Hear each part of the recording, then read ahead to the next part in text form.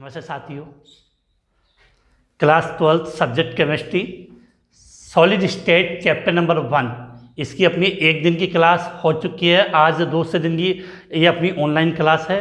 कल की क्लास में हमने ठोस अवस्था किसे कहते हैं, क्रिस्टलीय और अक्रिस्टलीय ठोसों में अंतर कैसे करेंगे, समदैशिक और विषमदैशिक गुण क्या होते हैं, ये पढ़ा था। और एक छोटा सा क्वेश्चन लिया था कि कांच को या अक्रिस्टलीय ठोसों को अति शीतल दरो हम क्यों कहते हैं। तो इतना अपना इस चैप्टर का ये पहला पार्ट है वो कंप्लीट हो चुका है। जिन स्टूडेंटों ने ये क्लास अटेंड नहीं की है, वीडियो के डिस्क्रिप्शन में इस पहले वाली क्लास का लिंक मिल जाएगा, वहाँ से आप इसको देख सकते हो। तो आज की क्लास हम स्टार्ट करते हैं, टॉपिक को आगे बढ़ाते हैं। उससे पहले वही अपनी बूस्टर टैगलाइन के साथ, कैसे हार जाऊं मैं इन तकलीफ़ों के आगे, कैसे हार जाऊं मैं इन तकलीफ़ों के आगे, मेरी तरक्की की आस में, मेरी तरक्की की आस में मेरी माँ कब से बैठी है, मेरी तरक्की की आस में मेरी माँ कब से बैठी है। तो जितनी भी तकलीफ़ें होंगी उन सबको चीर के हम आगे निकलेंगे, क्योंकि अपनी तरक्की की उम्मीद कौन लगा बैठे, अपने माँ और बाप। तो उनके लिए एक बात और छोटी सी, मोहब्बत की बात भले ही करता हो ज़माना, मोहब्बत की बात भले ही करता हो ज़माना, मगर प्यार आज भी माँ से शुरू होता है और माँ पे ख़त्म होता है। तो माँ है तब सब कुछ है। चलो इसी के साथ आज की हम अपनी ये क्लास स्टार्ट करते हैं। जो नए स्टूडेंट हैं जिन्होंने अब तक चैनल को सब्सक्राइब नहीं किया है तो ज़रूर सब्सक्राइब कर ले, और वो घंटी वाला निशान हो उस पर ज़रूर क्लिक कर दे, जिससे अपनी जब भी क्लास हो उसका नोटिफिकेशन आपको प्राप्त हो सके। अब आते हैं हम टॉपिक पे। तो आज की इस ऑनलाइन क्लास में हम विभिन्न प्रकार के टॉसों के बारे में पढ़ेंगे। और ये विभिन्न प्रकार के टॉस है वो 4 प्रकार के होते हैं। थोड़ा जल्दी समझ लें, क्योंकि इसकी इंडेक्स एक सारणी बनेगी, वो हमें अच्छी तरीके से याद होनी चाहिए। तो अब हम बात कर रहे हैं यहाँ पे कि यहाँ मैं लिख रहा हूँ कि विभिन्न प्रकार के टॉस, विभिन्न प्रकार के टॉस, क्या लिखा है, विभिन्न प्रकार के टॉस। तो विभिन्न प्रकार के टॉस में हम 4 प्रकार के टॉस पढ़ेंगे। पहला टॉस आता है आपका आणविक टॉस, नंबर 2 पे आप क्या आएगा,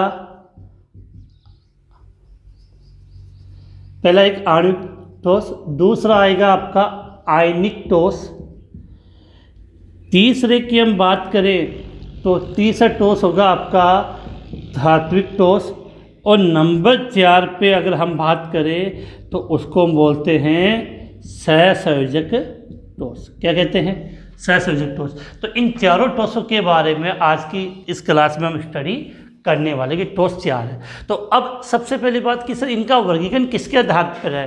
तो इन चारों टॉसों को इनके अवयवी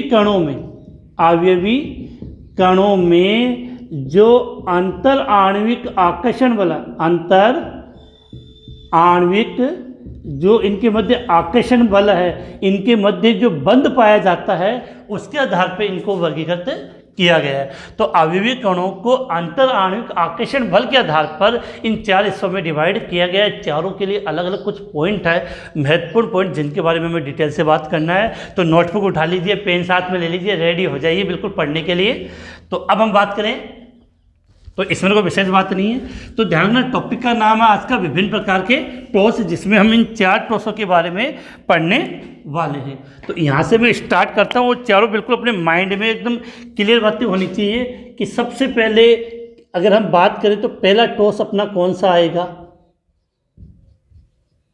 आणविक टॉस। क्या लिखा है, पहला टॉस मैंने क्या लिखा है, आणविक टॉस। अब बेटा ये जो आणविक टॉस होता है इसको हमने 3 कैटेगरी में फिर से डिवाइड कर दिया, 3 में। इसमें पहला टॉस तो आता है आपका अध्रुवीय आणविक टॉस। आणविक टॉस 3 प्रकार का होता है। एक तो होता है अध्रुवीय आणविक टॉस,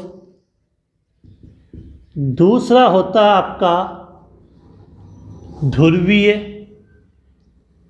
अध्रुवीय, दूसरा हो गया ध्रुवीय आणविक टॉस,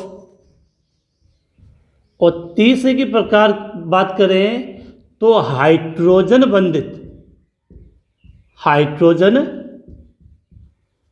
बंधित आणविक ठोस।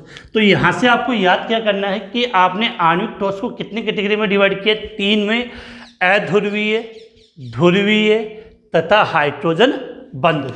इसके बाद दूसरा आपका आता है प्रकार, उसको मैं लिख रहा हूँ आयनिक ठोस। दूसरा क्या लिख दिया, आयनिक ठोस। फिर नंबर 3 की बात करें तो नंबर 3 पे हम बात करेंगे धात्विक ठोस। नंबर 3 धात्विक ठोस। और नंबर 4 पे लास्ट में आपका आता, सबसे लास्ट में सहसंयोजक ठोस।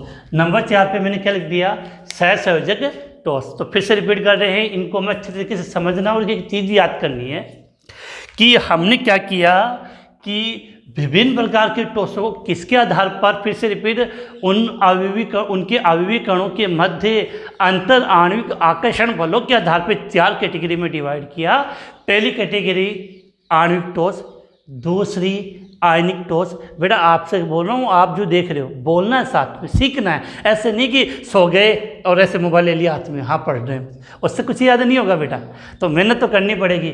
आयनिक ठोस, धात्विक ठोस और सहसंयोजक ठोस। तो 4 कैटेगरी है। देखो अब इनमें याद क्या करना है, सबसे पहले आपको इनका याद करना है अवयवी कण। किसकी बात कर रहे हैं, अवयवी कण की बात करें तो 1 मिनट इसको अपने थोड़ा सा इसको ऊपर कर लिया है, जिससे अब यहाँ पर हम कुछ लिख सकें।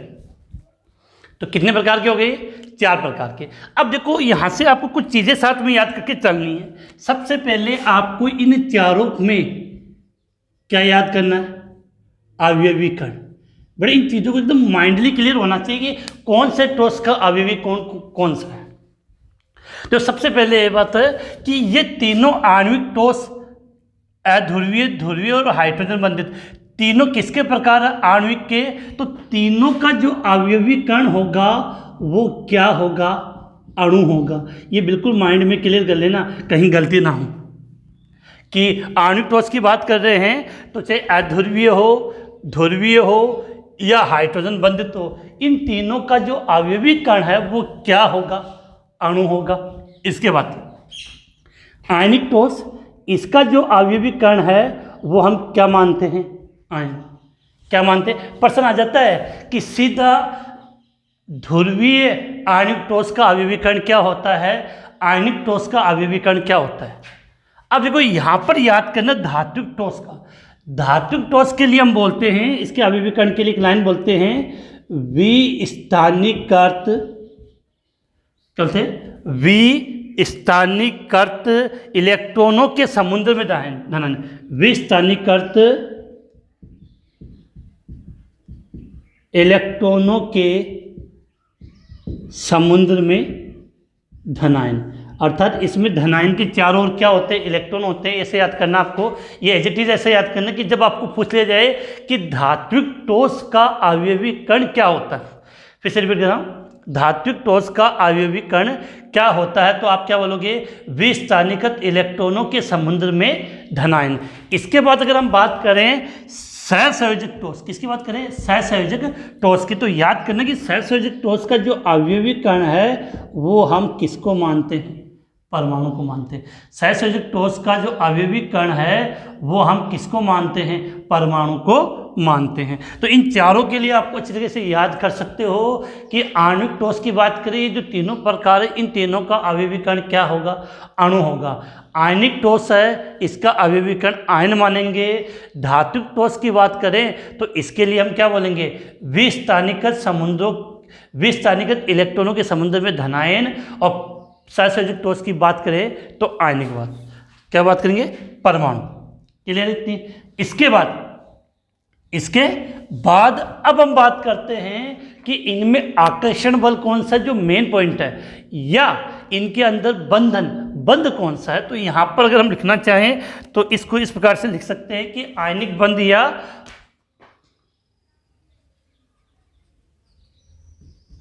आकर्षण बल ऑब्लिक बंधन। बंधन का मतलब बंध कौन सा है, तो आकर्षण बल या बंध की बात करें तो देखो तीनों में लगभग अध्रुवीय होता है, इसके अंदर जो बल होता है उसको हम बोलते हैं परिक्षेपण, परिक्षेपण बल, या इसको आपने एक नाम और सुना होगा, लंदन बल। अगर आपको याद हो, आपने 11th क्लास में चैप्टर नंबर 5 पढ़ा हो, तो वहाँ पर हमने परिक्षेपण बल या लंदन बल की बात की है। तो बिल्कुल माइंड में क्लियर होनी चाहिए कि अध्रुवीय आणविक ठोस, अध्रुवीय आणविक ठोस में कौन सा आकर्षण बल होता है उनके अणुओं के मध्य, तो परिक्षेपण बल या लंदन बल होता है। ध्रुवीय अणु की बात करें तो इसके लिए हम कहते हैं द्विध्रुव, द्विध्रुव अन्योन्य क्रिया बल। अगर ध्रुवीय की बात करेंगे, ध्रुवीय आणविक ठोस में किसकी बात करें, ध्रुवीय आणविक ठोस की बात करें तो उसके मध्य कौन सा आकर्षण बल या कौन सा बंध होगा, द्विध्रुव, द्विध्रुव अन्योन्य क्रिया बल। हाइड्रोजन बंधित की बात करें तो नाम से क्लियर है, हाइड्रोजन बंध होगा। हाइड्रोजन बंधित का मतलब हाइड्रोजन बंध होगा, तो यहाँ पर हमने लिख दिया H बंध, हाइड्रोजन बंध। क्लियर है, तीनों में इससे कैसा एज आपको याद करना है। अब आप बात करें आयनिक ठोस, आपसे क्वेश्चन है जल्दी से, अगर आपको तो जो आयनिक यौगिक होते हैं उनके मध्य कौन सा आकर्षण बल होता है, आयनिक यौगिकों के मध्य कौन सा आकर्षण बल होता है, तो नॉर्मली आप सब एक शब्द बोलते हैं आयनिक बंध, लेकिन इसका पर्टिकुलर जो हम बोलते हैं, इसके लिए जो शब्द बोलते हैं वो ये काम में लिया जाता है स्थिर वैद्युत, स्थिर वैद्युत, या उसको बोलते हैं कुलामी बल। क्या नाम दिया है, स्थिर वैद्युत, या जिसको बोल सकते हैं कुलामी बल, स्थिर वैद्युत, या इसके लिए एक शब्द बोल देते हैं हम कुलामी बल। ये बिल्कुल याद होना चाहिए कि, और ये पूछा भी जाता है एग्जाम के अंदर कि आयनिक जो ठोस होते हैं, आयनिक जो ठोस होते हैं उनके मध्य कौन सा आकर्षण बल होगा, तो स्थिर वैद्युत या कुलामी बल। इसके बाद हम बात करते हैं धात्विक ठोस, नाम से क्लियर, यहाँ कोई कन्फ्यूजन नहीं है, यहाँ तो केवल एक ही शब्द लिखना आपको। क्या लिखोगे, धात्विक ठोस। क्या लिखोगे, धात्विक ठोस, सॉरी धात्विक बंध।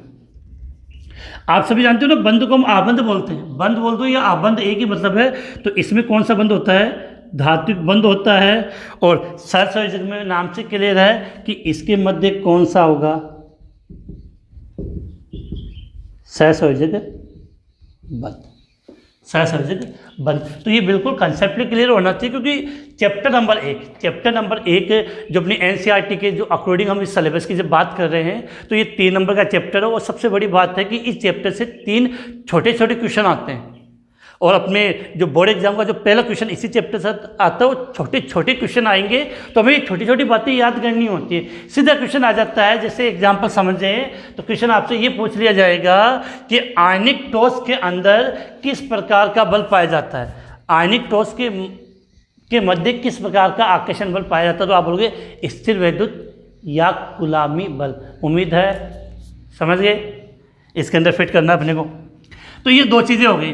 अब तीसरा सबसे इंपॉर्टेंट इनके एग्जाम्पल में काफ़ी बच्चे कंफ्यूज हो जाते हैं, क्योंकि एग्जाम्पल की कोई लिमिट तो है नहीं, लेकिन फिर भी हम कुछ एग्जाम्पल की बात कर लेते हैं, इनके उदाहरण की बात कर लेते हैं।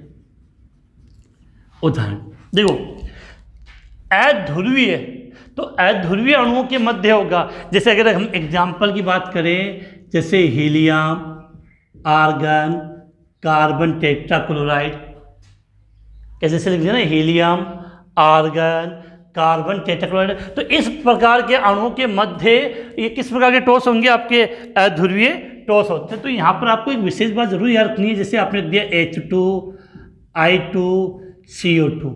अब आप में से आधे बच्चों में कंफ्यूज होंगे, बोलो सर ये तो गैस है। फिर हम गैस की बात नहीं करें, हम इनकी तब बात कर रहे हैं जब हमने इसको कौन सी अवस्था में कन्वर्ट किया है, ठोस अवस्था में। तो ये सब लिक्विड, गैस या लिक्विड की बात नहीं करें, हम इनकी तब बात करेंगे जब ये कौन सी अवस्था में, ठोस अवस्था में।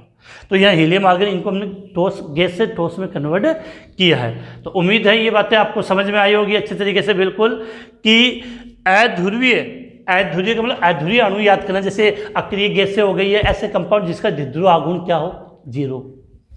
अब बात करें ध्रुवीय आणविक ठोस, जैसे आपने नाम सुना हो कि HCl, HF, SO2। HCl, HF, SO2, ये कौन से हो गए आपके ध्रुवीय आणविक ठोस। अब हाइड्रोजन बंधित का मतलब जिसमें हाइड्रोजन बंध पाया जाता है, जैसे एग्जांपल समझना चाहें तो आपका H2O, अमोनिया, ये कौन से हो गए आपके हाइड्रोजन बंधित आणविक ठोस। तो ये जैसे मैंने एग्जांपल लिखे उसी प्रकार से याद करने, चाहता तो मैं इनको अलग अलग लिखा लेता, लेकिन एक साथ लिखने का मतलब होता है कि इनमें कंपेरिजन जो अंतर है वो हम आसानी से कर सकते हैं, क्योंकि एग्जाम में एक क्वेश्चन ये भी आता है कि विभिन्न प्रकार के आपको टॉस देंगे और कहेंगे इन चारों में अलग अलग कीजिए, तो समझा हुआ होगा तो हम इजीली इसको अलग कर सकते हैं। अब देखो आयनिक टॉस में प्रॉब्लम ही नहीं है, आयनिक कंपाउंड लिखने हैं जैसे NaCl, KCl, ZnS, ये लिख दिया आपने। धात्विक टॉस की बात करें तो धातु की बात हो जाएगी। धातु तो आप सब जानते हो, जैसे आपका लोहा आ गया, तांबा आ गया, चांदी आ गई, सोना आ गई, तो जितने भी धातुएं होंगे वो सब इसमें आ जाएगी। हाँ, अब यहाँ पर थोड़ा सा आपको याद करना है सहसंयोजक में। सहसंयोजक की जो बुक के एग्जाम्पल विशेषकर मैं वो लिखवा देता हूँ। जैसे हमने बात कर ली SiO2, सिलिका, सिलिकॉन कार्बाइड, आपका कार्बन का कौन सा अपरूप, हीरा अपरूप, कार्बन का कौन सा अपरूप, हीरा अपरूप, एक Al, N, तो ये सब के सब किसके एग्जाम्पल हो गए, सहसंयोजक टॉस के। तो यहाँ से मुझे उम्मीद है कि आज की इस क्लास में जो इम्पोर्टेंट क्यों है वो आप समझ गए होंगे कि हमने स्टार्ट क्या किया, टॉपिक का नाम क्या था, विभिन्न प्रकार के टॉस। तो विभिन्न प्रकार के टॉस ही हो गए, उनके मध्य अवयवी कण हो गए, और यहाँ पर हमने उसके क्या लिख दिए, उदाहरण। क्या लिख दिए, उदाहरण। थोड़ा सा ऊपर नजर नहीं आ रहा तो इसको मैं थोड़ा सा नीचे कर देता हूँ। ये हमने यहाँ क्या लिखा है, उदाहरण। अभी बहुत से पॉइंट बच गए हैं, समाप्त नहीं हुए यहाँ पे। अभी तो बहुत से पॉइंट समझने हैं जिनके लिए अगर हम बात करना चाहें कि अगर हम इनकी भौतिक प्रकृति की बात करें, किसकी प्रकृति की बात करें, भौतिक प्रकृति कैसी होती है, तो सीधी बात है अध्रुवीय और ध्रुवीय, ये तो नॉर्मल गैसों के रूप में होते हैं जिनको हमने टॉस में कन्वर्ट किया है। तो इन दोनों की अगर प्रकृति देखी जाए तो ये दोनों प्रकृति में क्या होंगे, कठोर होंगे। ये दोनों प्रकृति में क्या होंगे, आपके कठोर होते हैं। क्या होंगे, ये दोनों प्रकृति के अंदर कठोर होते हैं। तो यहाँ से आपको यह समझना है कि अगर हम इनकी कौन सी प्रकृति की बात कर लें, भौतिक प्रकृति की बात करें, तो कुछ चीज़ें आपको याद करनी है कि भौतिक प्रकृति की बात करें तो आपका चाहे अध्रुवीय हो या ध्रुवीय, इन दोनों की भौतिक प्रकृति आपको याद रखनी है। दोनों क्या होते हैं, मुलायम होते हैं। हाइड्रोजन बंधित है, जब बर्फ जम जाती है तो कैसी हो जाती है, कठोर होती है। तो याद करिए हाइड्रोजन बंधित होगी वो कठोर होती है। अब देखो आयनिक ठोस, आयनिक ठोस के लिए अगर आपने 11वीं क्लास में पढ़ा हो तो आपने ये पढ़ा था जो आयनिक कंपाउंड होते हैं वो भंगुर होते हैं। क्या होते हैं, लंगूर नहीं बेटा, भंगुर बोलना मैं, कहीं लंगू लंगू लिखने लग जाऊँ, भंगुर की बात है। तो आयनिक कंपाउंड है वो क्या होते हैं, हाँ बेटा कमेंट्स में लिख दीजिए जो पसंद आ रहा है आपको। तो बात करें आयनिक टॉस, तो आयनिक टॉस की बात करें तो आयनिक टॉस होते हैं वो कठोर तो होंगे, कठोर एवं भंगुर होते हैं। क्या नहीं होते, समझ गए। अब बात करें नंबर 4 धातुक टॉस, नंबर 3 पे धातु। धातुक टॉस क्या कठोर होते हैं, लेकिन धातु के आपने दो विशेष पॉइंट पढ़े होंगे, क्या, आघात वर्धनीयता और तन्यता। तो ये जो धातुक टॉस होंगे वो भी क्या होते हैं, कठोर होते हैं, कठोर, लेकिन याद क्या रखना था, आघात वर्धनीय एवं तन्य। कैसे होते हैं, कठोर तो होंगे लेकिन आघात वर्धनीय एवं तन्य होते हैं। और सहसंयोजक टॉस होते हैं वो क्या होते हैं, कठोर होते हैं। सहसंयोजक टॉस होते हैं वो क्या होते हैं, कठोर होते हैं। तो ये हो गई इनकी भौतिक प्रकृति। अब सबसे ज़्यादा इम्पोर्टेंट जो क्वेश्चन बनता है वो बनेगा इनकी चालकता पे। विद्युत के प्रति इनकी प्रकृति कैसी होती है, तो वो होती है विद्युत चालकता। अब देखो बेटा इधर तो जगह बच्चे नहीं है, इधर जगह बच्ची है, तो हम इधर लिख लेते हैं इनके लिए विद्युत चालकता। तो इस पॉइंट को हम यहाँ से समझते हैं, मैं इसको इधर लिख रहा हूँ कि चौथा पॉइंट की हम बात करें कि जो पॉइंट हम समझ रहे थे अलग अलग प्रकार से कि विद्युत चालकता की बात कर लें। अब सीधी बात है कि वे पदार्थ जिनमें विद्युत धारा प्रवाहित होती है उनको आप सुचालक चालक बोल देते हो, और वे पदार्थ जिनमें विद्युत धारा प्रवाहित नहीं होती है उन्हें कुचालक, अचालक या विद्युत रोधी क्या बोलते हैं उनको हम क्या बोल सकते हैं, विद्युत रोधी कहते हैं। तो यहाँ से आप समझना कि जो आणविक ठोस होते हैं इनके अंदर विद्युत धारा का प्रवाह नहीं होता है, चाहे कोई से भी हो। इसका मतलब आपको तीनों के लिए याद कर ले कि ये तीनों के तीनों कौन कौन से, अध्रुवीय, ध्रुवीय और हाइड्रोजन बंधित, ये तीनों के तीनों क्या होते हैं, विद्युत रोधी होते हैं। तो यहाँ लिख लेते हैं विद्युत रोधी। अगर आणविक में से चाहे कोई सा भी पूछा जाए वो क्या होते हैं, विद्युत रोधी होते हैं। लेकिन समझने लायक बात क्या, आपकी समझने लायक बात क्या है वो आप यहाँ से समझें कि धात्विक ठोस होता है वो विद्युत का क्या होता है, सुचालक। सहसंयोजक ठोस क्या होता है, विद्युत का कुचालक। या जिसके लिए हमने एक शब्द यहाँ काम में लिया जो बुक में आपको ये दे रखा, तो ये लिख लेते हैं विद्युत रोधी। क्या लिख दिया, विद्युत रोधी। तो ये विद्युत रोधी होता है, ये सुचालक होता है। अब आयनिक ठोस के लिए एक विशेष पॉइंट जो एग्जाम में सबसे ज़्यादा क्वेश्चन यहाँ से पुटअप होता है इस सारणी के अंदर से, कि वह कौन सा ठोस है जो ठोस अवस्था में सॉलिड स्टेट में तो विद्युत का कुचालक होगा, लेकिन गलित या जलीय विलयन में, किसमें, गलित या जलीय विलयन में विद्युत का सुचालक हो। तो माइंड में क्लियर कर लेना कि जो आयनिक ठोस होता है वो ठोस अवस्था में विद्युत का कुचालक, कौन सी अवस्था में, आयनिक ठोस, ठोस अवस्था सॉलिड स्टेट में विद्युत का कुचालक, लेकिन जलीय या गलित विलयन में विद्युत का सुचालक। तो यहाँ इसको में से लिखेंगे कि आयनिक ठोस के लिए कि ठोस अवस्था में विद्युत का कुचालक, बहुत इंपॉर्टेंट बात है कि ठोस अवस्था में विद्युत का कुचालक लेकिन गलित या जलीय विलयन में, गलित या जलीय विलयन में विद्युत का सुचालक होता है। और बेटा इसको डब्बे में पैक कर लो, और डब्बे के साथ अपनी माइंड की खोपड़ी में भी, अपने एकदम जो खोपड़ी बना रखी है दिमाग के अंदर जिसमें थोड़ा बहुत दिमाग है उसमें भी इसको पैक कर लेना, बहुत अच्छा क्वेश्चन बनेगा। और तो थोड़ी सी साइज छोटी रखनी पड़ेगी अक्सर क्योंकि पूरा बोर्ड कवर करना है। तो ठोस अवस्था में ये याद किसके लिए बात करें, आयनिक ठोस के लिए बिल्कुल क्लियर होनी चाहिए कि आयनिक ठोस होंगे वो ठोस अवस्था में विद्युत के कुचालक होंगे, लेकिन गलित या जलीय विलयन में, गलित या जलीय विलयन में विद्युत के क्या होते हैं, सुचालक होते हैं। तो यहाँ इनकी चालकता, विद्युत चालकता के बारे में आपको क्लियर हो गया कि चाहे आणविक में कोई सा ही हो, हाइड्रोजन बंधित, सॉरी अध्रुवीय, ध्रुवीय और हाइड्रोजन तीनों विद्युत रोधी होते हैं। आयनिक ठोस अवस्था में विद्युत के कुचालक, लेकिन गलित या जलीय विलयन में विद्युत के सुचालक होते हैं। धात्विक ठोस विद्युत के सुचालक होते हैं और सहसंयोजक ठोस विद्युत रोधी होते हैं। अब यहाँ से मैं एक चीज़ आपको क्लियर कर दूँ कि सहसंयोजक का एक उदाहरण, जो आपने यहाँ उदाहरण लिखे थे, ये नजर नहीं आए तो थोड़ा सा यहाँ लिख दो, aluminium nitride, ALN, aluminium nitrogen. तो ये लिख दिया हमने यहाँ पे। अब इसमें एक एग्जाम्पल आप याद रखना कि सहसंयोजक का एक एग्जाम्पल आपका होता है ग्रेफाइट। सभी जानते हैं कार्बन का आपका रूप है ग्रेफाइट। देखो सहसंयोजक ठोस होते हैं वो कैसे होते हैं, कठोर होते हैं, लेकिन याद रखनी है ग्रेफाइट है उसकी प्रकृति कैसी होती है, मुलायम।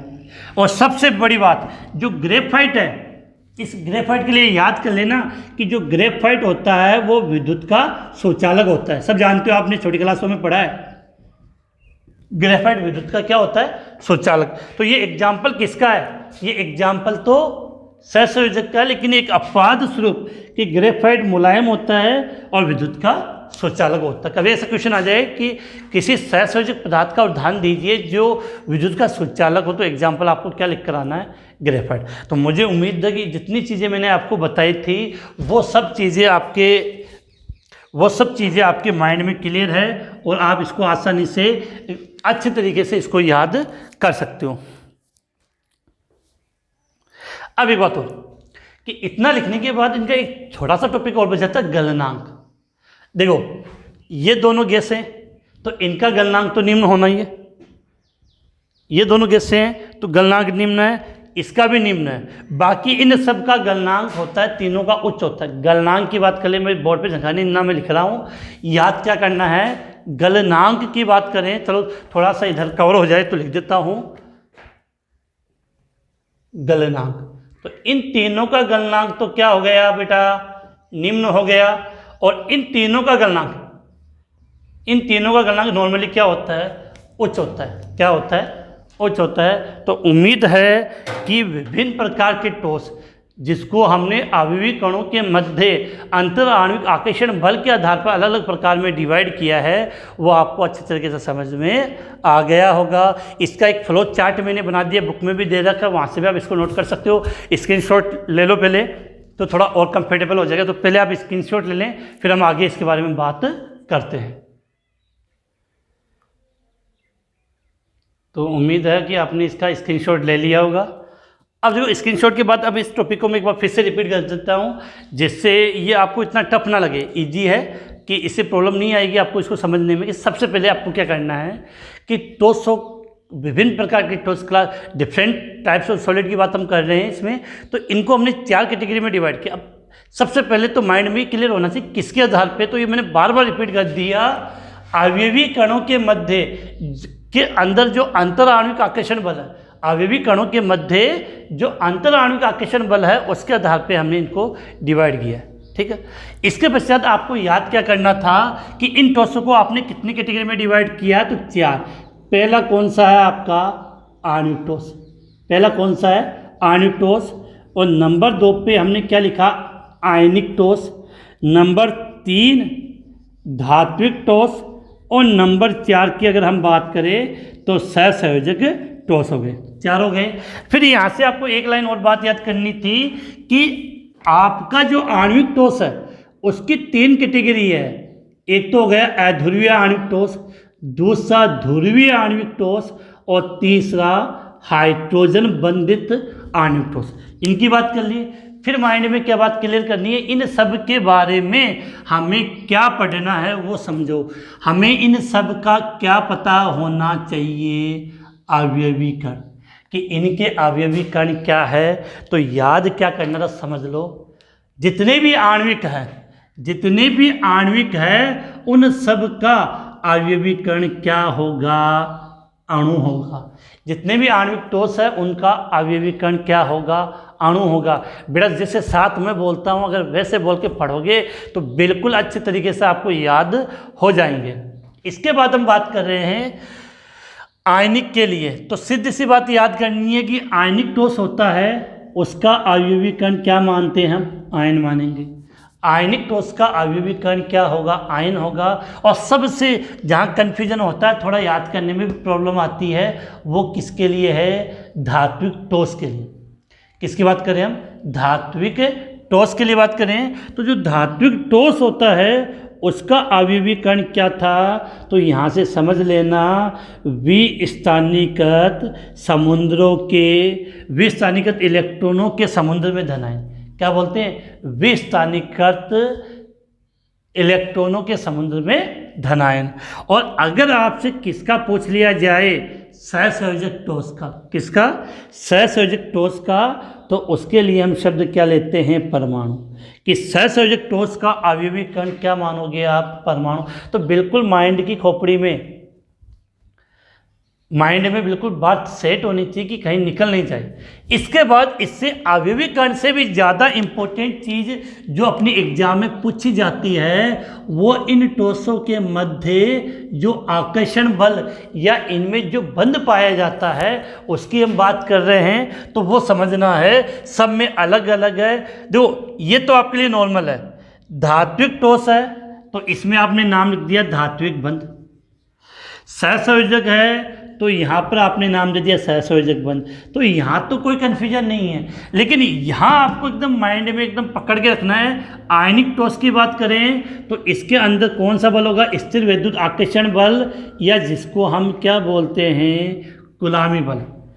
स्थिर विद्युत आकर्षण बल या जिसको हम क्या कहते हैं, कूलामी बल। ये बिल्कुल याद होना चाहिए। इसके अलावा इन तीनों के भी अच्छे बनते क्वेश्चन है। अध्रुवीय आणविक ठोस में जो आकर्षण बल होता है उसको आप क्या बोलोगे, परिक्षेपण या लंदन बल।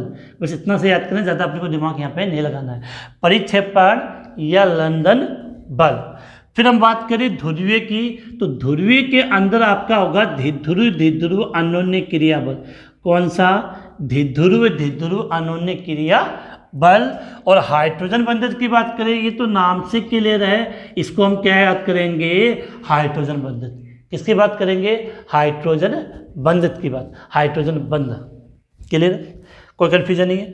देखो कुछ शब्द अपने को पकड़ने हैं कि अगर अवयवीकरण का क्वेश्चन आता है तो वो धातु ठोस के लिए आता है, विस्थानिगत इलेक्ट्रॉन के समुद्र में धनायन।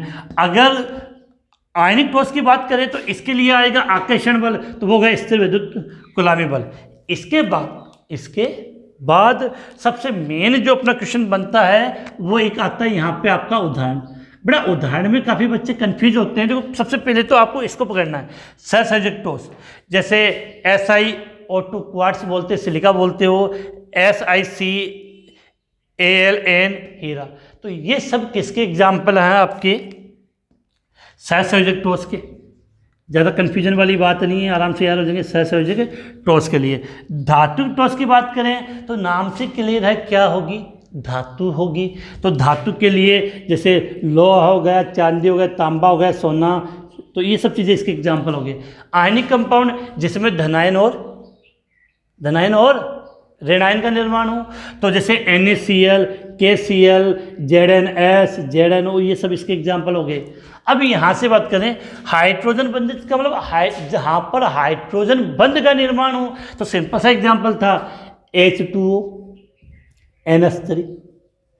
इसके बाद हम बात करें ध्रुवीय ठोस, मतलब वो ध्रुवीय अणु होने चाहिए, जैसे HCl, HF, SO2। इसके बाद अगर हम बात करें अध्रुवीय की, किसकी बात करते हैं, अध्रुवीय की बात करें तो अध्रुवीय में आपको सीधी सी बात होती है कि अध्रुवीय की बात करें तो अध्रुवीय अणु होंगे, जैसे अक्रिय गैसें हो गई, ये जिनका ध्रुव आघूर्ण शून्य हो, जैसे CCl4, क्या लिखा है, CCl4, H2I2, CO2, इन सबका ध्रुव आघूर्ण क्या होता है, शून्य होता है। तो बिल्कुल आप इनको आसानी से याद कर सकते हो, कोई ज़्यादा प्रॉब्लम वाली बात नहीं कि जहाँ कन्फ्यूजन हो। एक साथ लिखने का मतलब कंपेरिजन हो जाता, अंतर हो जाता, और कैसे भी क्वेश्चन आया उसको हम पुटअप कर सकते हैं।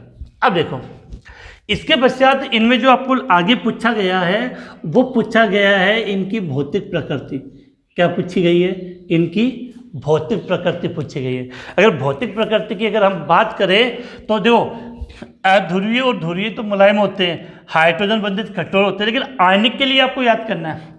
आयनिक की जब बात करें तो आयनिक क्या होता है, कठोर व बड़ा अब नहीं बोलना, कठोर व भंगुर होता है। और धातु की ठोस की बात करें तो ये कठोर होंगे, लेकिन साथ में क्या बात है, आघात वजनीय व तन्य का गुण पाया जाता है। इसके बाद हम बात करें किसकी, सहसंयोजक ठोस की, तो ये कठोर होते हैं। अब इनके बाद सबसे ज़्यादा जो इम्पोर्टेंट क्वेश्चन और बच जाता है वो आपका आता है इसमें विद्युत चालकता का। किसकी बात करें बेटा, विद्युत चालकता का। तो विद्युत चालकता के लिए आपको याद क्या करना था, चाहे अध्रुवीय हो, चाहे ध्रुवीय हो या हाइड्रोजन बंधित हो, ये तीनों के तीनों विद्युत रोधी होंगे। ये तीनों के तीनों क्या होंगे, विद्युत रोधी होंगे। इनमें विद्युत धारा प्रवाहित नहीं होती है। लेकिन जब हम किसकी बात करें, आयनिक की, जब हम किसकी बात करें, आयनिक की, तब अपने माइंड में बिल्कुल क्लियर होना चाहिए कि ये आयनिक ठोस होंगे। तो ठोस अवस्था में तो क्या होंगे, विद्युत के कुचालक, लेकिन गलित या जलीय विलयन में विद्युत के सुचालक होते हैं। धातु ठोस चाहे कोई भी अवस्था हो, विद्युत का सुचालक होता है। सहसंयोजक ठोस विद्युत के कुचालक होते हैं। इसके अलावा सहसंयोजक ठोस का एक विशेष एग्जाम्पल आता है, क्या बेटा, ग्रेफाइट। कैसी प्रकृति होगी, मुलायम। और विशेष बात ये विद्युत का क्या होता है, सूचालक। तो मैंने एक बार फिर से इसको अच्छी तरीके से रिप्रेजेंट कर दिया। अब इसको आप यहाँ से आसानी से याद कर सकते हो। तो चाहो तो पहले आप इसका एक स्क्रीनशॉट ले लें जिससे आपको ये अच्छी तरीके से याद हो जाए, क्योंकि स्क्रीनशॉट लेने के बाद जैसे आपने साथ में नोट किया होगा, अगर साथ में नोट भी नहीं किया है तो आप इसको अलग से बाद में स्क्रीनशॉट का मतलब आसानी से इसको नोट कर सकते हैं। उम्मीद है आज की क्लास पसंद आई होगी। जो नए स्टूडेंट है वो ज़रूर इस चैनल को सब्सक्राइब कर दें, जिससे आने वाले दिनों में जितने भी नोटिफिकेशन है वो आपको मिल सकें। और सबसे विशेष बात कि आप अपने साथ अपने जितने भी सहपाठी हैं जो और भी हैं उनको कह दें कि बूस्टर सर ने क्लास 12 का नया बैच स्टार्ट कर दिया है, और अभी वो क्लास ज्वाइन करेंगे तो उनको समझ में आने लग जाएगा, और बीच में से क्लास अगर ज्वाइन करेंगे तो इतना अच्छी तरीके से समझ नहीं पाएंगे। और अपना रजिस्ट्रेशन जो नीचे एक व्हाट्सअप नंबर आपको दिए हुए नजर आएंगे, वहाँ पर ज़रूर अपना नाम, स्कूल का नाम और रजिस्टर लिखकर सेंड कर दे जो नए स्टूडेंट है। और इसी के साथ हम आज की क्लास समाप्त करते हैं। क्लास कैसी लगी हो वो कमेंट्स में ज़रूर बताएं, जिससे मुझे भी आइडिया चल जाए। ओके, जय हिंद, जय भारत।